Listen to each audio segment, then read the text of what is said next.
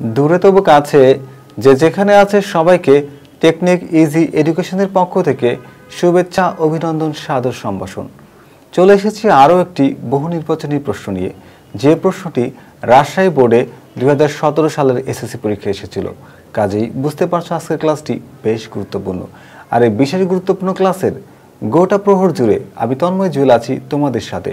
তাহলে চলো আর কালক্ষেপণ না করে আজকের ক্লাসটি শুরু করা যাক। শুরুতেই আমরা দেখে নেব আমাদের প্রথম প্রশ্নটি।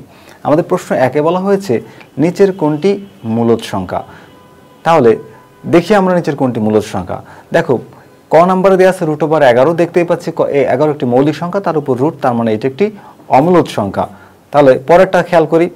পরেরটা হচ্ছে কি √6। √6 আমি কিন্তু এভাবে ভাঙতে পারি, √6 √2 ইন্টু √3। আর 3-র ভিতর থাকে কয়টা √3? 2টা। √3 গুণফলে 3 হয়। তাহলে এটা কেটে যায়, হয়ে যায় কি √2/√3। তার মানে এটাও হচ্ছে অমূলদ সংখ্যা। পরেরটা খেয়াল করি। পরেরটা দেখতে পাচ্ছি এখানে একটা মৌলিক সংখ্যা, আর এটাকে ভাঙলে হবে কি 4 ইন্টু 2। তাহলে এখানে হবে 2√2। তার মানে রুটটা থেকেই যাচ্ছে, তাহলে এটাও অমূলদ সংখ্যা। তাহলে সেই যেহেতু 3টা অমূলদ সংখ্যা, পরেরটা এমনিতেই মূলদ সংখ্যা হবে। তারপর আমি একটু করে দেখাতে চাই তোমাদেরকে। দেখো 27কে আমি লিখতে পারি 9 ইন্টু 3। এখানে 48কে আমি লিখতে পারি 16 ইন্টু 3। ওকে, তাহলে 9-এর রুট করলে কত হয়? 9-এর রুট করলে হয় 3। তাহলে 3√3। এখানে কত হয়? 16-এর রুট করলে হয় 4। তাহলে 4√3। √3 আর √3 কেটে যায়, 3/4। দেখতে পাচ্ছ এটি মূলদ সংখ্যা। তাহলে 1 নম্বর প্রশ্নের উত্তর হচ্ছে ঘ, যেখানে আমরা বের করেছি মূলদ সংখ্যা। আমরা 2 নম্বর প্রশ্নটি খেয়াল করি, যেখানে এ বি সি বাস্তব সংখ্যা হলে 1 নম্বর তথ্য দেয়া আছে যে a into B plus C equals to A B plus AC. হ্যাঁ, এর সাথে বি গুণ করলে এবি হবে, এর সাথে সি গুণ করলে এসি হবে। এটি সঠিক। A is smaller than B বা B is greater than A হলে A plus C is greater than B, A plus C is smaller than B plus C. তোমরা দেখো যে এখানে বিটা এ অপেক্ষা বড়। যদি বি এ অপেক্ষা বড় হয় তাহলে বি বড়, আমি দুই পাশে সি যোগ করেছি। সি এর মানটা এখানে আসলে কোনো ব্যাপার না, কারণ সি এর মানটা তো কনস্ট্যান্ট। যেহেতু সি এর মানটা যদি আমি ধরে নিই যে 5, তাহলে এর মানকে তুমি ধরো 5 আর বি এর মানকে ধরো যদি 6, তাহলে 6-এর সাথে 5 যোগ করলে 11 হবে, আর এখানে 5 যোগ করলে 10 হবে। তার মানে বি যেহেতু বড়, সিটা দুই পাশে যোগ করলে বি এর মানটা বড়ই থাকবে। তাহলে এটাও সঠিক। 3 নম্বর তথ্যটি খেয়াল করি, যেখানে এ ইজ স্মলার দেন বি এবং সি এখানে 0 অপেক্ষা ছোট। তার মানে 0 অপেক্ষা ছোট হলে 0 চেয়ে যদি ছোট হয়, এখানে বড় কে? বি। তাহলে বি যেহেতু বড়, 0 অপেক্ষা ছোট মান যত বড় সংখ্যার সাথে গুণ করা হবে সেটা আসলে ছোট হয়ে যাবে। আর এ তো বি অপেক্ষা ছোট, তাহলে সি এর মানটা ছোট হওয়ার কারণে এর মানটা আসলে বড় হবে। তার মানে এই AC is greater than BC, এই তথ্যটিও সঠিক। তাহলে 2 নম্বর তথ্যের 2 নম্বর যে প্রশ্নটি, এই প্রশ্নের ব্যাখ্যা হচ্ছে যে এখানে সবগুলো তথ্যই সঠিক এবং সবগুলো তথ্য কোন উত্তরটার মধ্যে আছে? উত্তর ঘ এর মধ্যে আছে। তাহলে 2 নম্বর প্রশ্নের উত্তর হচ্ছে ঘ, যেখানে বলা হচ্ছে সবগুলো তথ্যই সঠিক।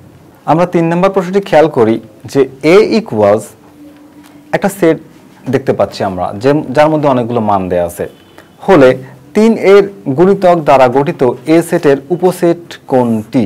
তাহলে 3 এর গুণিতক হচ্ছে 3 ঘরের নামটা 6, 9, 12। এইটা হচ্ছে 3 এর গুণিতক। 6, 9, 12 কোথায় আছে?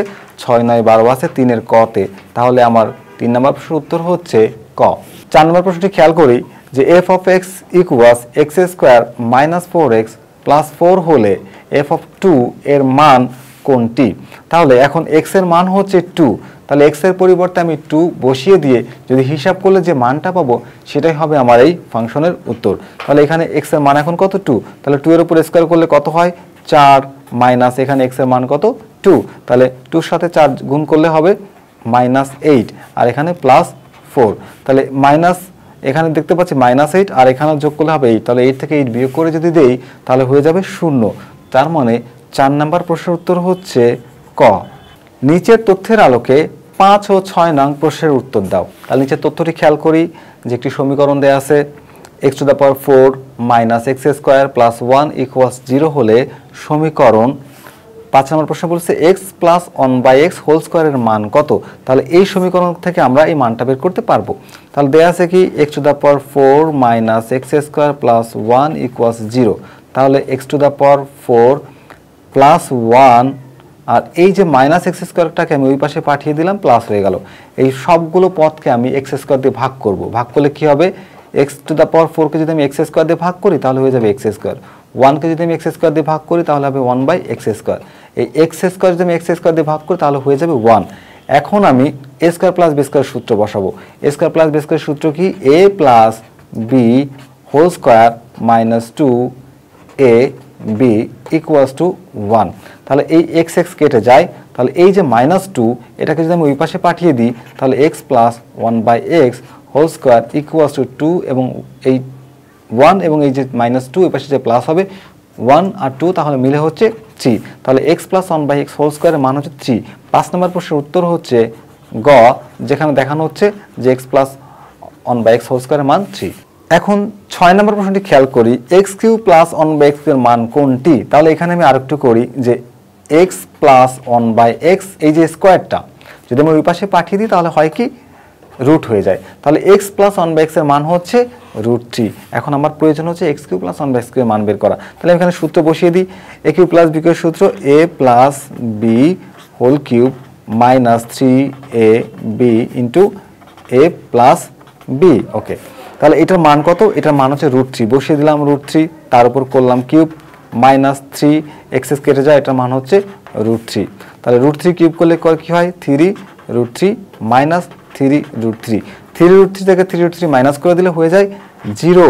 অর্থাৎ 6 নম্বর প্রশ্নের উত্তর হচ্ছে ক। তোমরা চাইলে এখানে এই সূত্রটি না বসিয়ে ডিরেক্ট মানও বসাতে পারো। ডিরেক্ট মান বসাতে দিলে তোমার টাইমটা বেঁচে যাবে। আমরা 7 নম্বর প্রশ্নটি খেয়াল করি, কোন শর্তে লগের মানটা a হবে। আচ্ছা, যখন পাওয়ার এবং বেজ সেম হবে। এই যে গ নাম্বারটা তোমরা দেখতে পাচ্ছ যে এর মান হবে 0 অপেক্ষা বড় কিন্তু 1 নয়। এই ক্ষেত্রেই আমরা বলতে পারি যে লগ যেখানে বেজ এবং পাওয়ার সেম হলে মানটা 1 হবে। 8 নম্বর প্রশ্নটি খেয়াল করি, x square minus x minus 12 equals 0 সমীকরণের মূলদ্বয় নিচের কোনটি। তাহলে এটাকে আমরা সমাধান করি, যেখানে কত আছে আমরা এটাকে মিল টার্ম ব্রেকিং করতে পারি। তাহলে x square minus 4x plus 3x minus 12 equals 0। তাহলে এখানে যদি আমি এখন কমন নিই তাহলে x কমন যায়, x কমন নিলে x মাইনাস 4, এখানে যদি প্লাস 3 কমন নিই তাহলে x minus 4 equals 0।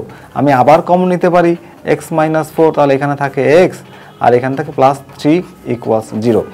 x minus 4 into x plus 3 equals 0, তার মানে x মাইনাস 4 সমান 0।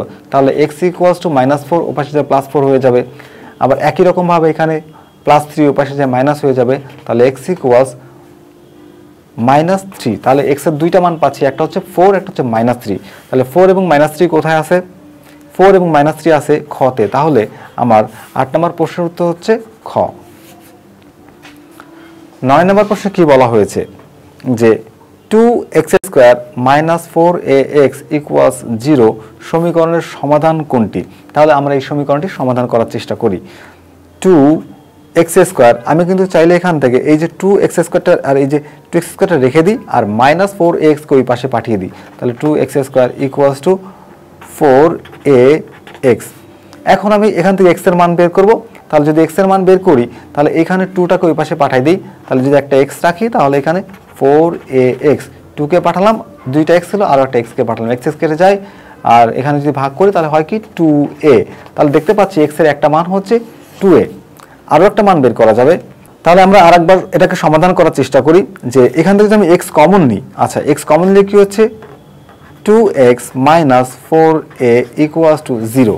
তাহলে এই যে কমন নেওয়ার পরে ব্র্যাকেটের মধ্যে যে উপাদানগুলো আছে এগুলো হচ্ছে x এর সাথে গুণ সম্পর্কে আছে। যদি আমি ওই পাশে পাঠাই তাহলে ভাগ হয়ে যাবে এবং শূন্যকে যদি এই সংখ্যা দিয়ে ভাগ করি তাহলে x এর মানটা হবে কত, 0। তাহলে আমরা দেখতে পাচ্ছি যে x এর দুইটা মান, একটা হচ্ছে 2a আর হচ্ছে 0। তাহলে 2 এবং 0 কোথায় আছে, 2 এবং 0 আছে গ তে। তাহলে 9 এর উত্তর হচ্ছে গ। আমরা 10 নম্বর প্রশ্নটি খেয়াল করি, ইউক্লিডের স্বীকার্য অনুযায়ী বলা হয়েছে রেখার প্রান্তবিন্দু নাই। রেখার আসলে প্রান্তবিন্দু নাই। 2 নম্বরে বলা হয়েছে যার দৈর্ঘ্য যার কেবল দৈর্ঘ্য আছে কিন্তু প্রস্থ উচ্চতা নাই তাই রেখা, এই তথ্যটি সঠিক। 3 নম্বরে বলা হয়েছে তলের প্রান্ত হলো বিন্দু, এটা দেখতে পাচ্ছি ভুল। তাহলে 1 এবং 2 এই দুইটি তথ্য সঠিক ছিল। তাহলে 1 এবং 2 কোথায় আছে? আছে ক তে। তাহলে 10 নম্বর প্রশ্নের উত্তর হচ্ছে ক। আমরা 11 নম্বর প্রশ্নটি খেয়াল করি। 60 ডিগ্রি কোণের সম্পূরক কোণের অর্ধেক নিচের কোণটি। তাহলে সম্পূরক কোণ কি? এক সরল রেখায় যদি দুইটা কোণ উৎপন্ন হয়, একটা সাপেক্ষে অন্যটি সম্পূরক কোণ। তাহলে একটি কোণের মান দেয়া আছে 60 ডিগ্রি, তাহলে অপর কোণের মান কত ডিগ্রি হবে? 180 থেকে 60 মাইনাস করে দাও, 120 ডিগ্রি। আমাকে বলা হয়েছে কি যে তার অর্ধেক হবে কত? তাহলে 120 ডিগ্রি অর্ধেক কত? তাহলে অর্ধেক হবে 2 দিয়ে ভাগ করে দাও, 60 ডিগ্রি। তাহলে 60 ডিগ্রি কোণের সম্পূরক কোণের অর্ধেক নিচের কোণটি হবে 60 ডিগ্রি। এই আমার 11 নম্বর প্রশ্নের উত্তর হচ্ছে খ। আমরা 12 নম্বর প্রশ্নটি খেয়াল করি। সমকোণী ত্রিভুজের সমকোণ ব্যতীত অপর দুইটি কোণের পরিমাপ কোনটি? আচ্ছা, সমকোণী ত্রিভুজের আমরা জানি ত্রিভুজের 3 কোণের সমষ্টি 180 ডিগ্রি, তার মধ্যে সমকোণ হচ্ছে 90 ডিগ্রি। তাহলে সমকোণ ব্যতীত বলেছে মানে 90 ডিগ্রিকে আগেই বাদ দিয়ে দাও। তাহলে বাকি দুইটা কোণ মিলে কত ডিগ্রি থাকে? থাকে 90 ডিগ্রি। এখন আমরা দেখি যে কোন কোন তথ্যে দুইটা কোণ যোগ করলে 90 ডিগ্রি হচ্ছে। এই দুইটা কোণ যোগ করলে 90 ডিগ্রি হয় না, এই দুইটা যোগ করলে 90 ডিগ্রি হয় না। এই গ নাম্বার 40 এবং 50 যোগ করে হয় 90। তাহলে 12 নম্বর প্রশ্নের উত্তর হচ্ছে গ। যেহেতু উত্তর পেয়ে গেছি, পরেরটা দেখার প্রয়োজন নেই।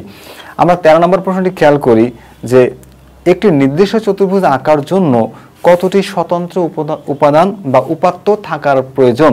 একটি নির্দিষ্ট চতুর্ভুজ আঁকার জন্য তোমাকে কমপক্ষে 5টি উপাদান জানতে হবে। তাহলে আমার 13 নম্বর প্রশ্নের উত্তর হচ্ছে ঘ, যেখানে বলা হয়েছে 5। 14 নম্বর প্রশ্নটি খেয়াল করি। বৃত্তের অভ্যন্তরস্থ একটি বিন্দু এবং বহিস্থ একটি বিন্দুর সংযোজক রেখাংশ বৃত্তটিকে কতটি বিন্দুতে ছেদ করে? একটি বিন্দুতে ছেদ করে। 14 নম্বর প্রশ্নের উত্তর খ।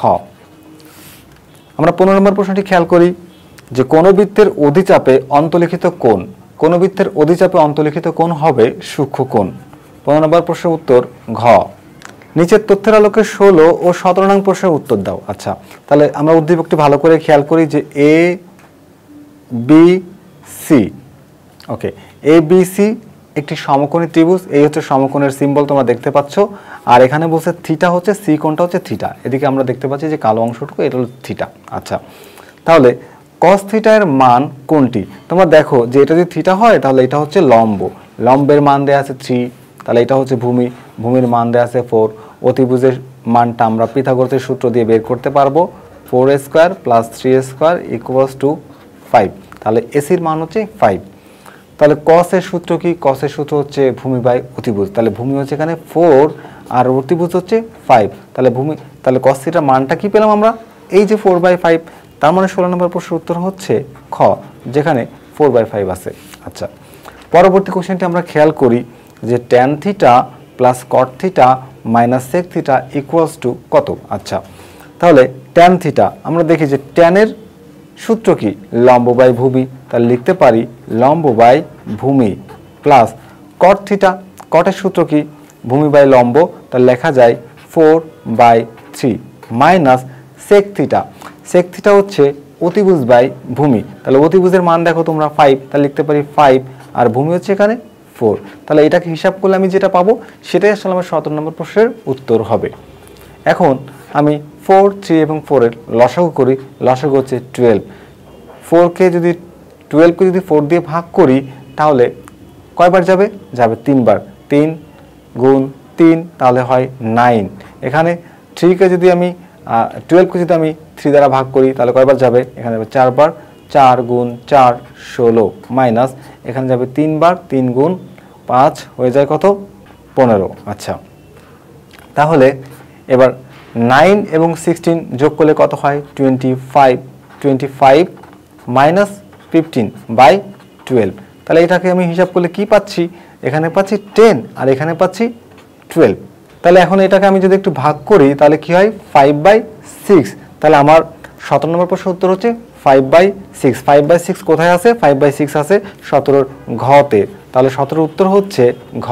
এবার আমরা 18 নম্বর প্রশ্নটি খেয়াল করি যে ঝড়ে একটি গাছ হেলে পড়েছিল। আচ্ছা, এমতো অবস্থায় গাছের গোড়া থেকে 7 মিটার উচ্চতায় একটি খুঁটি ঠেস দিয়ে গাছটিকে সোজা করে রাখা হলো। আচ্ছা, তাহলে ভূমিতে খুঁটিটির খুঁটিটির স্পর্শবিন্দুর অবনতি কোণ 30 ডিগ্রি। খুঁটিটির দৈর্ঘ্য কত? আচ্ছা, তাহলে একটা গাছ ঝড়ে হেলে পড়েছিল, আমি একটা খুঁটি দিয়ে সেটাকে সোজা করলাম। এই হলো আমার একটা খুঁটি, যেটা কাজ ছিল, আর এই গাছটাকে আমি সোজা করে দিলাম। তাহলে এটা আমার গাছ। আচ্ছা, এইখানে হচ্ছে অবনতি কোণ উৎপন্ন হলো, তাহলে এই হচ্ছে আমার ভূমি। আচ্ছা, এখানে অবনতি কোণ কত ডিগ্রি ছিল? 30 ডিগ্রি। ওকে, তাহলে আমার খুঁটিটি গাছের গোড়া হতে 7 মিটার উচ্চতায় একটি খুঁটি ঠেস দিয়ে রাখা আছে, সোজা করে রাখা হলো। ভূমিতে খুঁটি স্পর্শ করে, তাহলে আমার খুঁটির দৈর্ঘ্য কত? তাহলে এখান থেকে যে গাছটি হেলে পড়েছিল 7 মিটার উচ্চতায় খুঁটির ঠেক দেওয়া, তাহলে এটা হলো 7 মিটার। তাহলে এটা যদি 30 ডিগ্রি কোণ হয়, তাহলে এখানে আমি 30 ডিগ্রি কোণ লিখতে পারি, কারণ এটা একান্তর কোণ। আমাকে বের করতে বলা হয়েছে খুঁটির দৈর্ঘ্য। তাহলে খুঁটি কোণটা আমার এই যে, মনে করো এই হচ্ছে আমার খুঁটি, আমি এখানে নাম দিয়ে দিই একটু, এ বি সি। তাহলে এসিটা হচ্ছে আমার খুঁটি। আচ্ছা, এখন এই খুঁটির মান আমাকে বের করতে হবে। তাহলে এটা হচ্ছে লম্ব আর এটা হচ্ছে অতিভুজ। থিটা এখানে উৎপন্ন হলে এটা লম্ব, এটা অতিভুজ। লম্ব বাই অতিভুজ সূত্র কিসের হবে? সূত্র হবে সাইনের। তাহলে সাইন কত ডিগ্রি? 30 ডিগ্রি। সাইন 30 ডিগ্রি মান কত? হাফ। তাহলে হাফ ইকুয়ালস টু লম্ব বাই অতিভুজ, লম্ব হলো 7 আর অতিভুজ হচ্ছে এসি। তাহলে এসি সমান কি হয়? এসি সমান, এখানে আমি আর গুণন করব, 2 × 7 ইকুয়ালস টু 14। তাহলে এসির মান হচ্ছে 14, মানে আমার খুঁটির দৈর্ঘ্য হচ্ছে 14 মিটার। তাহলে 18 নম্বর প্রশ্নের উত্তর হচ্ছে গ। আমরা 19 নম্বর প্রশ্নটি খেয়াল করি যে নিচের তথ্যগুলো লক্ষ্য করো। আচ্ছা, 3টি তথ্য দেওয়া আছে, আমরা ভালো করে এই তথ্যগুলো খেয়াল করি। 1 নম্বর তথ্যে বলা হয়েছে 30 ডিগ্রি কোণ অঙ্কনের ক্ষেত্রে ভূমি লম্বের চেয়ে বড় হবে। আচ্ছা, ভূমি হবে লম্ব অপেক্ষা বড়, তথ্য সঠিক। আমরা 45 ডিগ্রি কোণ অঙ্কনের ক্ষেত্রে ভূমি এবং লম্ব সমান হবে। দেখো 45 ডিগ্রি যখন কোণ উৎপন্ন হয় তখন লম্ব আর ভূমি সমান হয়। আচ্ছা, 60 ডিগ্রি কোণ অঙ্কনের ক্ষেত্রে ভূমি, আমি যখন 60 ডিগ্রি কোণ অঙ্কন করব তখন আমার ভূমি হবে ছোট আর লম্ব হবে বড়। তাহলে আর এই প্রথমটা আমরা বলেছিলাম কি, যে ভূমি যখন আচ্ছা, প্রথমটা বলেছিলাম হচ্ছে ভূমি বড় হবে, লম্ব ছোট হবে কখন? যদি 30 ডিগ্রি কোণ হয়, অর্থাৎ এটার উল্টাটা হবে, এখানে হলে এটা ছোট হয়ে যাবে। তার মানে দেখতে পাচ্ছি এখানে সকল তথ্যই সঠিক। সকল তথ্য যদি সঠিক হয় তাহলে 19 নম্বর উত্তর হচ্ছে ঘ, যেখানে সকল তথ্য সঠিক বলা হয়েছে। 20 নম্বর প্রশ্নটি খেয়াল করি যে এ বি সি ক্রমিক সমানুপাতি হলে নিচের কোনটি সঠিক? এ বি সি যদি ক্রমিক সমানুপাতি হয় তাহলে আমরা A by B equals to B by C লিখতে পারি। তাহলে কি হয় যে বি বি গুণ করলে হয় B square equals to A C. তাহলে সঠিক হচ্ছে খ। 20 নম্বর প্রশ্নের উত্তর খ। 21 নম্বর প্রশ্নে দুইটি সমীকরণ দেয়া আছে। একটা দেয়া আছে 2x - y ইকুয়ালস টু 8, আর একটা সমীকরণ দেয়া আছে x - y ইকুয়ালস টু 4। আমাকে বলা হয়েছে x + y এর মান বের করতে। আমি 1 নং সমীকরণ থেকে 2 নং সমীকরণটি বিয়োগ করে দিই। তাহলে বিয়োগের সময় চিহ্ন পরিবর্তন করে দেই। তাহলে এখানে 8 থেকে 4 বিয়োগ করলে 4, এখানে আচ্ছা এখানে ছিল 2y, 2 নম্বর সমীকরণে x - 2y ছিল। আচ্ছা, তাহলে এখানে 2y থেকে y বিয়োগ করলে থাকে y, 2x থেকে x বিয়োগ করলে থাকে x। তাহলে x + y এর মান হচ্ছে 4। তার মানে 21 নম্বর প্রশ্নের উত্তর হচ্ছে খ। 22 নম্বর প্রশ্নটি আমরা একটু মনোযোগ দিয়ে খেয়াল করি যে এ বি সি ডি সমান্তর ধারার 4টি ক্রমিক পদ হলে নিচের কোনটি সঠিক? যদি এমন হয় যে সমান্তর ধারার ক্ষেত্রে পরপর ক্রমিক সংখ্যা থাকে, যেমন 1 + 2 + 3 + 4 + 5, তাহলে প্রথম পদ এবং তৃতীয় পদ যোগ করে 2 দিয়ে ভাগ করলে পেয়ে যাবে দ্বিতীয় পদ, অথবা দ্বিতীয় পদ ও চতুর্থ পদ যোগ করে 2 দিয়ে ভাগ করলে পেয়ে যাবে তৃতীয় পদ। তাহলে আমরা দেখি এখানে কি পাওয়া যাচ্ছে, যে এখানে দেখতে পাচ্ছি তৃতীয় পদ, এটা তৃতীয় পদের সাথে চতুর্থ পদ যোগ করছে, হবে না, এটা ভুল। পরেরটা দেখি দ্বিতীয় পদের সাথে যোগ করছে তৃতীয় পদ, এটাও হবে না। তারপরটা দেখি যে দ্বিতীয় পদের সাথে যোগ করছে চতুর্থ পদ, তাকে 2 দিয়ে ভাগ করলে তৃতীয় পদ সি এর মান পাওয়া যাচ্ছে। আচ্ছা, এই তথ্যটি সঠিক। তার মানে 22-এর উত্তর হলো গ। আমরা 23 নম্বর প্রশ্নটি খেয়াল করি, log 2 + log 4 + log 8 +... ধারাটির অষ্টম পদ কোনটি? তাহলে এই ধারাটি দেখে আমরা বুঝতে পারছি এটি একটি সমান্তর ধারা, যেখানে log 2 পরবর্তী পদ হচ্ছে log 4। তাহলে log 4 কে আমরা লিখতে পারি log 2 তার উপরে স্কয়ার। একই রকম ভাবে এখানে log 8 কে লিখতে পারি log 2 তার উপর কিউব, আর প্রথমটা ছিল log 2। ওকে, তাহলে এই 2 লগের অঙ্কের সামনে চলে আসে, log 2 + 2 log 2 + 3 log 2। দেখতে পাচ্ছ এটি একটি সমান্তর ধারা। তাহলে এটা হচ্ছে ধারার প্রথম পদ, এটা হলো দ্বিতীয় পদ। সাধারণত পাবো কিভাবে? এই log 2 থেকে 2 log 2 থেকে log 2 মাইনাস করো, অথবা 3 log 2 থেকে 2 log 2 মাইনাস করো, তাহলে থাকে কি ডি এর মান? ডি এর মান হয় log 2। ওকে, ডি এর মান log 2, এর মান log 2, আমাকে বের করতে বলা হয়েছে কত পদ? 8টি পদের মান। তাহলে 8টি পদের সূত্র কি হবে?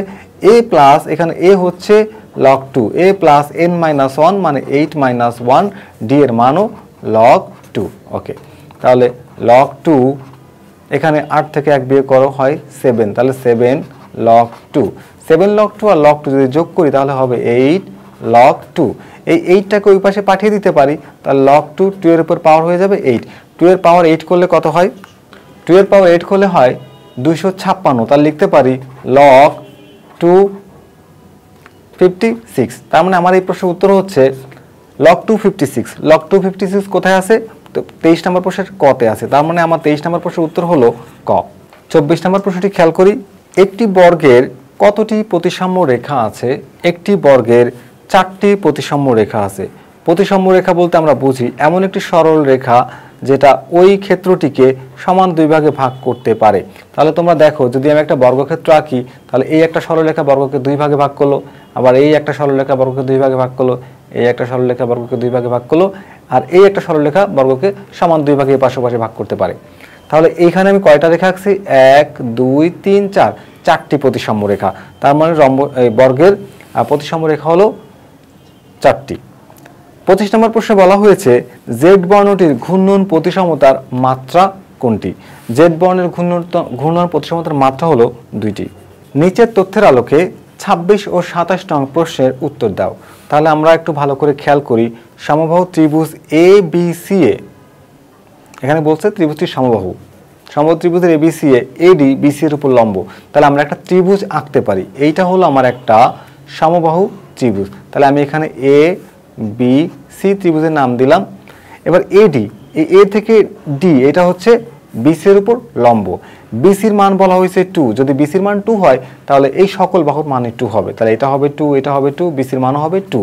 আচ্ছা, এই বিন্দু থেকে যদি বিসির উপর লম্ব টানা হয়, এই লম্বটি এ ডি, এই যে লম্বটি টেনেছি এই লম্বটি বিসি বাহুকে সমান দুই ভাগে ভাগ করে দেবে। তার মানে এই পাশে হচ্ছে 1 আর এই পাশে হচ্ছে 1।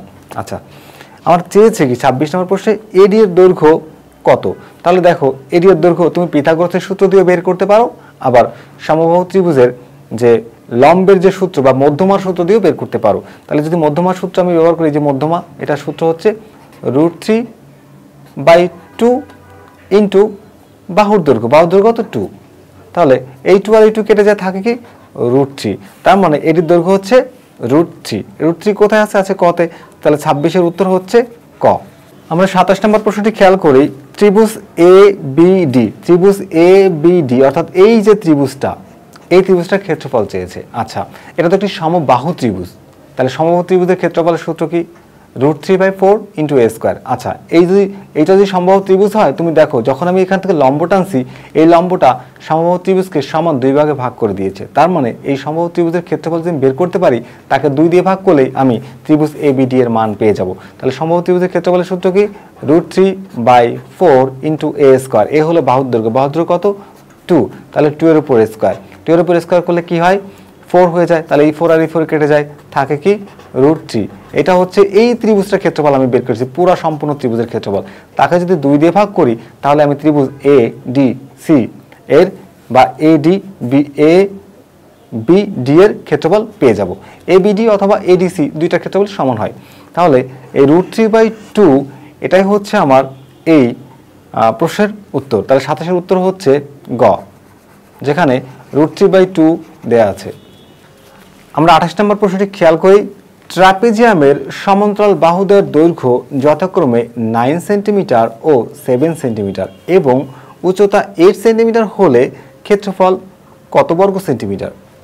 আচ্ছা, তাহলে ট্রাপিজিয়ামের সমান্তরাল দুইটা বাহু তো আমাকে দেয়া আছে, আরও দেয়া আছে উচ্চতা, তাহলে ক্ষেত্রফলের সূত্র দিয়ে আমরা ডিরেক্ট ক্ষেত্রফলটা বের করে দিতে পারবো।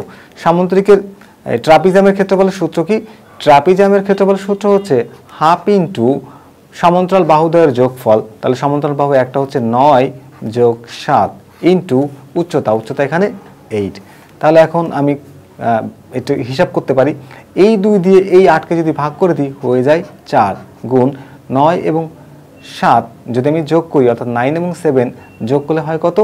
16। তাহলে 16 ইন্টু 4 64। তাহলে 28 নম্বর প্রশ্নের উত্তর হচ্ছে খ। দেখো তোমরা, খতে দেয়া আছে 64। চল এবার 29 নম্বর প্রশ্নের সমাধান করি। উপাত্তগুলোকে শ্রেণীভুক্ত করা হলে প্রতি শ্রেণীতে কতগুলো উপাত্ত অন্তর্ভুক্ত করা হয় তার নির্দেশক কোনটি? আচ্ছা, শ্রেণীর সীমা না, শ্রেণী বিন্দুর মধ্যবিন্দু এটাও না, শ্রেণীর সংখ্যা না, শ্রেণীর গণসংখ্যা, অর্থাৎ তুমি যদি উপাত্তসমূহকে শ্রেণীভুক্ত করা হয় তবে প্রতি শ্রেণীতে যতগুলো উপাত্ত অন্তর্ভুক্ত করা হয় তার নির্দেশক হচ্ছে শ্রেণীর গণসংখ্যা। 29 নম্বর প্রশ্নের উত্তর ঘ। এবার আমরা 30 নম্বর প্রশ্নটি খেয়াল করি যে x min equals a plus summation of fi ui divided by n into h। দেখতে পাচ্ছি এটা একটা সূত্র, কিসের সূত্র? গড় নির্ণয়ের সূত্র। এক্ষেত্রে x min, এই যে x min নির্ণয়ের গড় হলে a কে কি বলা হয়? আচ্ছা, a কে কি বলা হয়? এই যে a আসলে এই সূত্রের মধ্যে আনুমানিক গড়, তার মানে 30 নম্বর প্রশ্নের উত্তর হচ্ছে খ। খতে বলা হয়েছে আনুমানিক গড়। ভিডিওটি দেখার জন্য ধন্যবাদ। আজকের ক্লাসটি এখানেই শেষ করছি। দেখা হবে আবারও নতুন করে অন্য কোনো গাণিতিক সমস্যা নিয়ে নতুন কোনো ভিডিওতে। সেই পর্যন্ত সবাই ভালো থেকো, সুস্থ থেকো, নিরাপদে থেকো, এই প্রত্যাশায় আজকের মতো বিদায়। আল্লাহ হাফেজ।